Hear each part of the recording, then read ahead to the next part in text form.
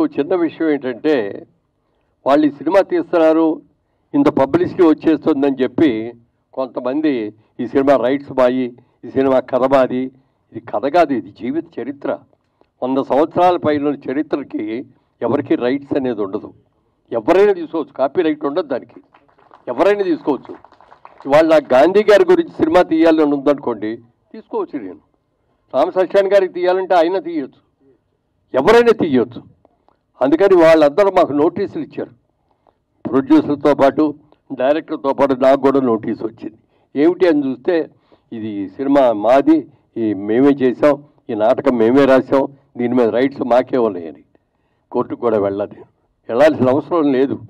కోర్టులో అసలు దాన్ని అడ్మిట్ చేసుకోరనే సంగతి నాకు తెలుసు. అలా చేసి ఎన్నో ఇబ్బందులు పెడుతున్నారు. ఎన్ని ఇబ్బందులు పెట్టినా, ఎందుకంటే అనాయాసంగా అన్నం తిరిగి తినేసి ఆహా అనుకునేదానికంటే కూడా ఆకలి ఇచ్చినప్పుడు అన్నం తింటేనే దాని గురించి అరుగుదల కూడా. అలాగే ఎన్ని కష్టాలు వచ్చినా మీరు చేస్తున్నారు, గ్యారంటీగా ఇందులో సక్సెస్ అవుతారు. డబ్బులు ఎంత వస్తాయి అనేది నేను చెప్పలేను, గ్యారంటీగా రివార్డు మాత్రం డెఫినెట్గా వస్తుందండి.